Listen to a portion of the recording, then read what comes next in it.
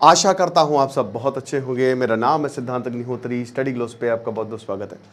दोस्तों, ट्रंप जो है उन्होंने एक पीस पाइप और नरेंद्र मोदी ने क्या रिस्पॉन्ड किया है, एक एक पे बात करें। इकोनॉमिक टाइम्स का ये अच्छा आर्टिकल है। बाकी टीचर्स डे सेल अभी भी लाइव है, तो बस एक दिन और, तो आज रात 12 बजे तक आप कोर्स को अवेल कर सकते हैं। गुरु 40 कूपन कोड यूज़ करें।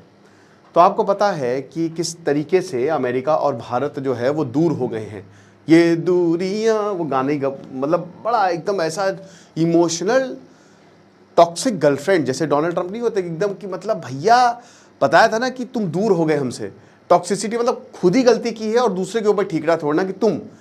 तो डोनाल्ड ट्रंप ने बोला हाँ जा, मुझे भी फर्क नहीं पड़ता, ठुकरा के मेरा प्यार मेरा इंतकाम देखेगी वही डोनाल्ड। तो अब इंतकाम डोनाल्ड ट्रंप देख रहे हैं।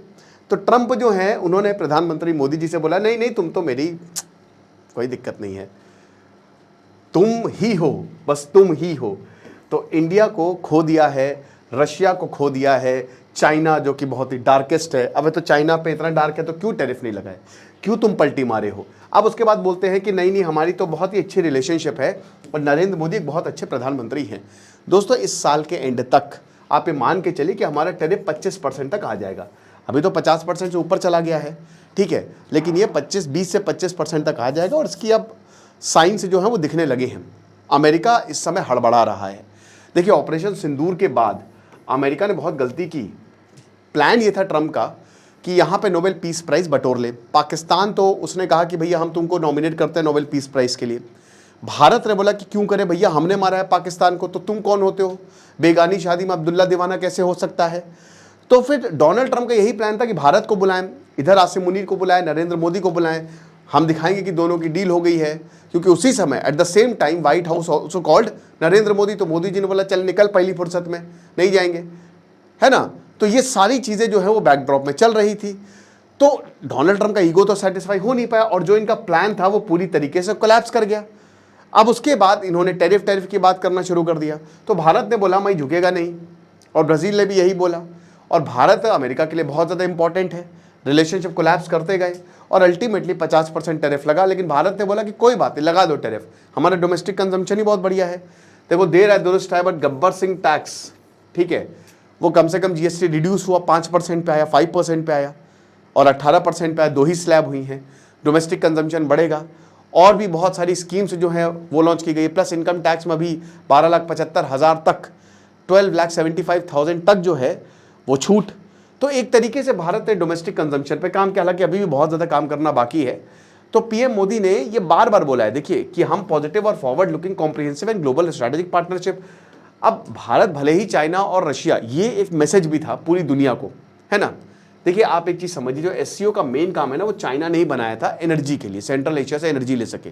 मेन वहाँ पे सेंट्रल एशियन कंट्रीज़ हैं, ठीक है। और रशिया जो है वो भारत का हमेशा से दोस्त है। चाइना जो है उसको वही अभी हमको मुसीबत में जो है उसके पास जाना पड़ रहा है। लेकिन ये एक मैसेज है अमेरिका को कि अगर आपने ये सब किया तो हमारे पास इतने सारे ऑप्शंस भरे पड़े हैं। तो ये अब अमेरिका समझ गया है। ये वही बात है ना कि आपको लगता है कि ये तो हमारे कंट्रोल में है। जिस तरीके से अमेरिका ने चाइना को बनाया, अमेरिका इंडिया को चाइना जितना ताकतवर नहीं बनाने देना, उसको पता है कि बहुत बड़ी दिक्कत हो जाएगी। तो उसको लगता था कि इंडिया हमारे कंट्रोल में, जो हम करेंगे वो इंडिया करेगा, बट ऐसा हुआ नहीं, बिल्कुल उल्टा हो गया है। तो अब ट्रंप को समझ में आ रहा है। तो जो बोल रहे थे कि भारत की इंडिपेंडेंट फॉरेन पॉलिसी है, Russian oil purchase discounted price पे, न्यूट्रल स्टैंड, अब यहां पे इन्होंने बोला नहीं, हम नरेंद्र मोदी के साथ बहुत अच्छे दोस्त हैं, वो हमेशा से मेरा दोस्त था और रहेगा, और अभी जो वो कर रहा है वो गलत है। अच्छा, मोदी जी ने भी ट्रंप का 4 बार कॉल नहीं उठाया, ऐसा कहा जा रहा है, जर्मन न्यूज़पेपर ने छापा। प्लस सबसे अच्छी भारत ने बात यह करी है कि भारत ने ना उनके नेगेटिव स्टेटमेंट्स को तवज्जो ही नहीं दी। हालांकि मुझे लगता है अभी भी कि डोनाल्ड ट्रंप का नाम बोलना चाहिए था, बट इन्होंने नेगेटिव स्टेटमेंट को नहीं, इन्होंने पॉजिटिव स्टेटमेंट को तवज्जो दी जो भारत के लिए बोला गया है। तो भारत का एक बैलेंस्ड डिप्लोमेटिक अप्रोच था। अभी देखिए, यूनाइटेड नेशन जनरल असेंबली का भी जो सेशन है ना, उसमें नरेंद्र मोदी नहीं जा रहे। नरेंद्र मोदी एससीओ के लिए गए, ये एक स्टेटमेंट था। लेकिन अमेरिका में, न्यूयॉर्क में, जो जहाँ पे यूएनजीए का हेडक्वार्टर भी है, तो वहाँ पे जो सेशन होने वाला है वहाँ पे एस जयशंकर जाएंगे, भारत को रिप्रेजेंट करेंगे, नरेंद्र मोदी नहीं जा रहे। तो ये साफ साफ इशारा है अमेरिका की तरफ कि देखो यार, अगर आप हमसे इस तरीके की काम करोगे, आप हमसे बिजनेस करते हो और बिजनेस पे अगर आप अड़ंगा डालोगे तो हमारे पास ये सारे ऑप्शंस हैं, हम इन सबको जो है वो एक्सप्लोर करेंगे। अभी देखिए फ्रांस और इंडिया की भी बात चल रही है, अभी मैं उसको एक दूसरे लेक्चर में कवर करूंगा। तो इंडिया के लिए it is not a pivotal but part of a multi aligned foreign policy है। ओके, कि मल्टीपोलैरिटी को हम हमेशा से, नॉन अलाइन मूवमेंट को हम हमेशा से जो है वो प्रमोट करते आए हैं कि भैया यूनाइटेड नेशन में हमारी ही क्यों परमानेंट सीट हो, अफ्रीका की भी लेके आओ, साउथ अमेरिका की लेके आओ। हर जगह से हमने मल्टीपोलर वर्ल्ड की बात की है क्योंकि कंपटीशन हमेशा अच्छा होता है। लेकिन अमेरिका कहता है नहीं, बाइनरी टर्म्स में ही अलायंस जो है वो होगा। और भारत का जो बैलेंसिंग एक्ट है ये हमको समझ नहीं आ रहा है। ठीक है, ये क्या बैलेंसिंग करके जा रहे हो, सारा बिजनेस तो तुमको हम दे रहे हैं, तुमसे हमारे साथ तुम्हारा ट्रेड डेफिसिट है, चाइना के साथ तो तुम्हारा ट्रेड डेफिसिट है, लेकिन हमको तुमको पैसा देना है। ओके, तो यही अब पीयूष गोयल ने भी यही बोला कि एक ट्रेड डील नवंबर 2025 तक हो जाएगी, इस साल के एंड तक आप मान के चलिए। क्योंकि अब अमेरिका का स्टैंड ना बहुत ही हो रहा है, शांत हो रहा है। और कहीं ना कहीं देखिए, अब ये लंबे समय तक जब से डोनाल्ड ट्रंप आए हैं, पिछले मतलब अगर पिछले अक्टूबर सितंबर में तो बहुत बढ़िया स्टॉक मार्केट का रन, भारत का मार्केट सेंटिमेंट अभी भी नेगेटिव है, लेकिन ये इस साल बदलने वाला है। अच्छा, एक और चीज़, अमेरिका की इकोनॉमी लगातार गिरती जा रही है। अभी आंकड़े आए हैं कुछ जिसमें अनएम्प्लॉयमेंट काफ़ी पीक पर है, बहुत ही ज़बरदस्त स्लो डाउन है, अमेरिका में भी रिसेशन आ सकता है, इसकी बातें बोली जा रही हैं।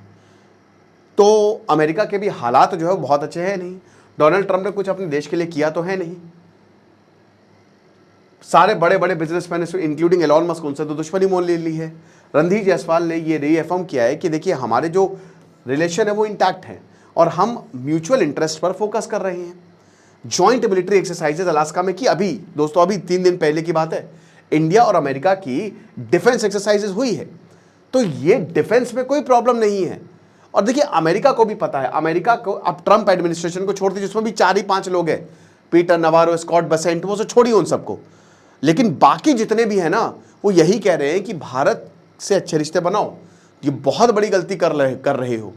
इंडिया एक आने वाली सुपर पावर है, आज नहीं तो कल हम बनेंगे ही बनेंगे, हम अपनी लेगेसी को पहचानेंगे।